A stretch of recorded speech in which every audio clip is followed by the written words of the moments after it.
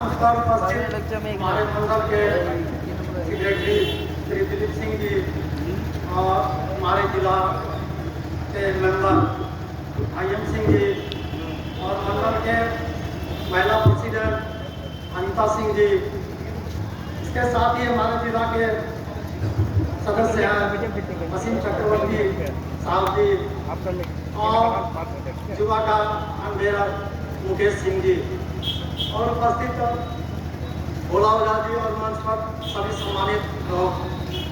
हम भारतीय जनता पार्टी के कार्यकर्ता होने के नाते हमारे भारतीय जनता पार्टी के तमाम कार्यकर्ताओं को हमारा प्रणाम, नमस्कार और जय हिंद। आज ये चुनावी माहौल है, इस चुनावी माहौल में हम लोगों ने भारतीय जनता पार्टी की ओर से एक सैनिक के रूप में उपस्थित हुए हैं और मैं मंच के माध्यम से इस बाजार को अनेक बार हमने यहाँ सुना। जो TMC के यहाँ के कर्ता धर्ता है उन्होंने हर एक बार मंच से ये बोला करते हैं कि जब भी यह चुनाव आता है भारतीय जनता पार्टी के लोग बरसाती मेढक की तरह निकल जाते हैं। ये उनका कहना सत्य है, लेकिन हम उनको ये बताना चाहते हैं कि वो जो कार्यकर्ता है जो सालों भर काम करते हैं वो सिर्फ लूटने का ही काम करते हैं, समाज का एक भी काम वो करते नहीं है और समाज को ना करके लूटने के काम वो 365 दिन करते हैं। ये भारतीय जनता पार्टी का कार्यकर्ता राष्ट्र के लिए, समाज के लिए और देश के लिए प्रतिदिन सोचता है, प्रतिदिन कार्य करता है, लूटने का कार्य नहीं करता, इसलिए उन्हें दिखाई नहीं पड़ता।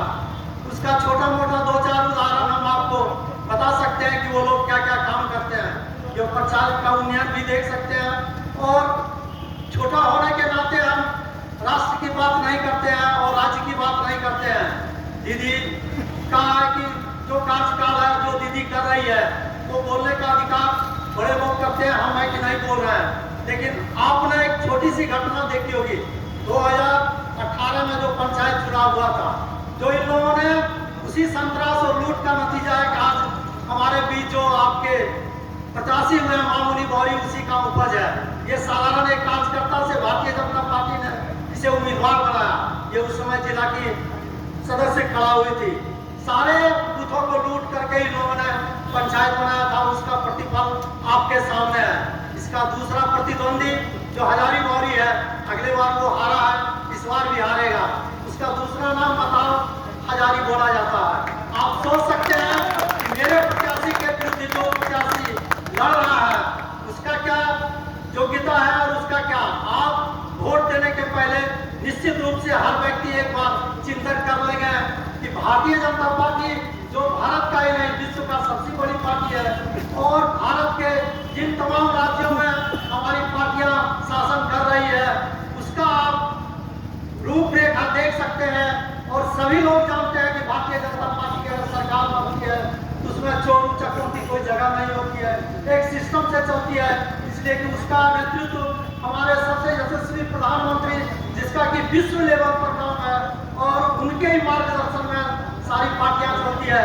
और ये पूरा विश्वास और दावा के साथ इस बार है कि पश्चिम बंगाल में भी कमल खिलेगा। और आज सबसे खुशी का दिन है कि 75 वर्ष के बाद बिहार में आज हमारा भारतीय जनता पार्टी का मुख्यमंत्री श्री सम्राट चौधरी हुए हैं और जिन्होंने ये शपथ लिया है कि जो भारतीय जनता पार्टी का विचारधारा है और उसका जो देश को आगे चलने का जो कार्य है वो मैं करूंगा, यही उनका मुख्य वक्तव्य था। और बिहार इतना आगे बढ़ जाएगा कि बंगाल वो सोचने के लिए बात हो जाएगा कि बिहार कहाँ था और कहाँ चला गया। जो बिहार के लोग बंगाल आते थे उसमें मैं भी हूँ कि यहाँ पे बंगाल में काम होता था। और आज का दिन है, अगर है कि बंगाल में आप लोगों ने अगर परिवर्तन नहीं लाया, इस बार अगर भारतीय जनता पार्टी का शासन नहीं बना और दीदी अगर फिर 5 साल रह गई तो बंगाल के लोगों को बिहार जाके काम करना पड़ेगा। बंगाल के लोग कभी है, बिहार के लोग बंगाल नहीं आएंगे, बंगाल के लोगों को जाना पड़ेगा। यहाँ की इंफ्रास्ट्रक्चर इतनी घटिया हो गई है, जो आजादी के पहले पश्चिम बंगाल का GDP में एक हिस्सा रहा करता था, जो उस समय भी प्रधानमंत्री ने बोला 12.5% हुआ करता था पूरा भारतवर्ष का, आज वो घट के 6% हो गया और बिहार का बढ़ते हुए आज 8% हो गया। आप सोच सकते हैं कि भारतीय जनता पार्टी का जब सुशासन आएगा, जब सरकार आएगी, तो देश कहां से कहां तक पहुंच जाएगा। दूसरा, आपने देखा कि इस सरकार में जो पश्चिम बंगाल की सरकार है, ये आपने SIR में हमारे न्यायाधीशों का जो 7 लोगों का टीम था, उन लोगों को बंधक बनाया था।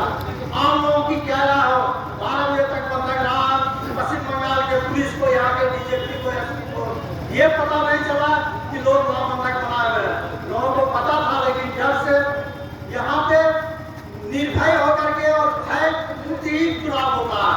सारे लोग यहाँ BJP को वोट करते हैं, लेकिन है कि हमारे कार्यकर्ता के साथ कंधे से कंधे मिला करके बोलने के लिए तैयार नहीं होते हैं। इतना भय व्याप्त है लोगों में, लेकिन ये भय मिटाने के लिए सेना और ये कोई मदद नहीं करेगा, खुद आपको भय से लड़ना पड़ेगा और भय से लड़ करके हर विरोधी का आप उखाड़ के फेंकना होगा। और इस बार तो सत्ता हर हालत में लोगों का जो मानसिकता है, इस बार इसके मुद्दे काम नहीं करेंगे। इस बार तो जो पुलिस महकमा और कर्मचारियों के लिए हमारे प्रधानमंत्री ने 7 निश्चय की जो बात की है, उसमें सर्वप्रथम उन 7 में सबसे देखने योग्य है कि 7वां वेतन बोर्ड है कि लागू करेंगे। 7वां वेतन बोर्ड में पश्चिम बंगाल का जो भी कर्मचारी है, 20 स्तर में काम करते हैं, उनका वेतन 8 से 10,000 हर व्यक्ति को है कि बढ़ जाएगा। दूसरा है कि जब ये सरकार आएगी तो हर लोग ये कहते हुए ये जितने प्रचार कर रहे हैं, उनको आप गौर से देखेंगे तो उनका एक ही है, जो आप लोगों को लकी भंडार मिल रहा है, जो आपको बेरोजगारी भत्ता मिल रहा है, जैसे ही BJP सरकार आएगी बंद हो जाएगी। उसके लिए है कि हमारे पार्टी ने ये घोषणा किया है कि अगर है कि जैसे हमारी सरकार आएगी, जितने लोगों को लकी भंडार मिल रहा है, जितने लोगों को बेरोजगारी भत्ता मिल रहा है, वो तो मिलेगा, उसकी दुगना मिलेगी। उसके साथ ही साथ सभी लोगों का पक्का का मकान मिलेगा और जो बिहार में 7 निश्चय होता था कि हर घर में जल मिलेगा। जल का परिकल्पना है कि सेंट्रल गवर्नमेंट ने यहाँ सारे जगह पाइप बिछा दी, नल भी लगवा दिया, लेकिन इसकी व्यवस्था इतनी घटिया है कि आज तक लोगों को अब तक पानी नहीं मिल पा रहा। वो सुचारू रूप से चलेगा, वो नया प्रकल्प नहीं किया जा रहा और पानी की इतनी समस्या है। और सड़क की अवस्था आप देख ही रहे शासन में, सड़क है कि आज साल भर हो गया बनते, लेकिन पूरा पश्चिम बंगाल आप उठ गए। पश्चिम बंगाल से जैसे आप भारतीय जनता पार्टी का बॉर्डर क्रॉस कीजिएगा, आपको आभास हो जाएगा कि यहाँ पर भारतीय जनता पार्टी की सरकार है, यहाँ दूसरी सरकार है। इसलिए इस चुनाव में आप लोगों को निर्णय लेना है, वोट आप अपने लिए करना है, अपने बदलाव के लिए करना है, अपने आने वाले भविष्य के लिए करना है, अपने बच्चों के लिए करना है। जिस राज्य का पूरा शिक्षा विभाग जेल में हो, अगर वहाँ की शिक्षा ही खत्म हो जाएगी, दूसरा राज्य का विकास न कभी हुआ न कभी होगा। इसलिए हर समय है कि आप बाबा साहब अम्बेडकर का जयंती है और बाबा साहब ने एक बात बताते थे कि शिक्षा एक ऐसा शेरनी का दूध है, जो व्यक्ति पिएगा वही शेर की तरह करेगा, और जो शेर का दूध नहीं पिएगा, जिसके पास शिक्षा नहीं रहेगा, आप जितना भी ताकतवर है वो मेमने की तरह में नहीं आएगा। अगर है कि पश्चिम बंगाल का शिक्षा व्यवस्था को ध्वस्त करने की काम कर रही है ये सरकार, इसका मतलब है यहाँ शेर नहीं, सिर्फ गीदड़ और ड्रेगन नहीं बनाएगी। पश्चिम बंगाल जो कभी है कि एक शेरों को भी हुई करती थी, क्रांति यहाँ से मत होता था। यहाँ के लोग क्रांतिकारी होते थे, बदलाव का राजनीति करते थे। जितना भी महापुरुष हमारे पैदा हुए, चाहे आजादी की लड़ाई से अब तक है, वो पश्चिम बंगाल का है। इसलिए यहाँ की मिट्टी, पानी और हवा में यहाँ पे वीरता ही एक बस्ती है। लेकिन यहाँ के तमाम लोगों को ये सोचना होगा कि क्या हम शेर की जिंदगी जिए या मेमना की जिंदगी जिए। अगर ये सरकार रहेगी, शिक्षा व्यवस्था जो खत्म करेगी, तो कभी भी शिक्षा व्यवस्था जब तक जिस राज्य का ठीक नहीं होगा, उस राज्य का कभी विकास नहीं हो सकता। अरे रोजी रोटी तो सबको मिलता है, मोदी सरकार 80 करोड़ लोगों को भोजन दे रहा है, कोई भी व्यक्ति भारतवर्ष में भूखा नहीं सोता। सिर्फ रोटी की समस्या नहीं रह गई है, आज से पहले था जब हमारा देश आजाद हुआ तो रोजी रोटी की बात करते थे। अभी रोटी की किसी की समस्या नहीं है।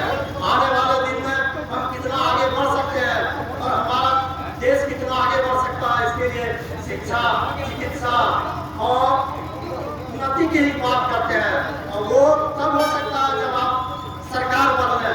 इसलिए इस बार मौका हर व्यक्ति को ये कसम खा लेना होगा कि इस बार इस सरकार को उठा के फेंक देंगे और यहाँ पे भारतीय जनता पार्टी का शासन नहीं लाएंगे।